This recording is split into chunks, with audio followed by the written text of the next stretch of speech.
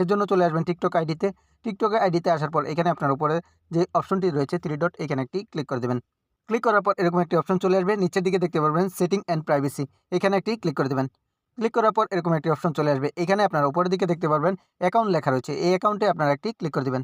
Click করার পর এরকম একটা ইন্টারফেস চলে আসবে। এখানে আপনার নিচের দিকে দেখতে পারবেন ডিঅ্যাক্টিভ অর ডিলিট অ্যাকাউন্ট, এখানে একটি ক্লিক করে দিবেন। ক্লিক করার পর এখানে আপনারা দেখতে পারবেন এরকম একটা ইন্টারফেস চলে আসছে। এখান থেকে আপনারা যদি চান ডিঅ্যাক্টিভ করে রাখার জন্য সেটাও করে রাখতে পারবেন। এখানে উপরের যে অপশনটি রয়েছে আর নিচের দিকে রয়েছে পার্মানেন্ট অপশন, যেটা আপনার ডিলিট অ্যাকাউন্ট পার্মানেন্টলি, সেটাতে আপনারা একটি ক্লিক করে দেবেন। ক্লিক করার পর এরকম একটি ইন্টারফেস চলে আসবে। এখানে আপনি কোন কারণে চাচ্ছেন আপনার অ্যাকাউন্টটি ডিলিট করার জন্য সেই একটি কারণ দিয়ে দিতে পারেন বা স্কিপ করে দিতে পারেন।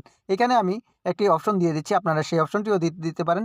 এখানে সেফটি অ্যান্ড প্রাইভেসি কন্টাক্ট, এখানে আপনারা ক্লিক করে দিতে পারেন। ক্লিক করার পর এখান থেকে আপনারা নিচের দিকে লেখা দেখতে পারবেন কন্টিনিউ লেখা রয়েছে, এখানে একটি ক্লিক করে দেবেন। ক্লিক করার পর এখানে আপনারা দেখতে পারবেন এরকম একটি অপশন চলে আসছে। এখান থেকে আপনারা নিচের দিকে একটি অপশন দেখতে পারবেন বাই কন্টিনিউ লেখা রয়েছে, এখানে আপনার একটি অপশন রয়েছে, এখানে একটি ক্লিক করে দেবেন। ক্লিক করার পর এখানে নিচের দিকে দেখতে পারবেন কন্টিনিউ লেখা রেড হয়ে গেছে, এখানে আপনারা একটি ক্লিক করে দেবেন। এখানে নিচের দিকে আপনারা দেখতে পাচ্ছেন রয়েছে কন্টিনিউ, এই কন্টিনিউতে একটি ক্লিক করে দেবেন। এখানে যদি আপনার ফেসবুক অ্যাকাউন্ট থেকে আপনি লগইন করে থাকেন তাহলে কিন্তু এখানে ভেরিফাই চাইবে, এখান থেকে আপনার কন্টিনিউতে ক্লিক করে দেবেন।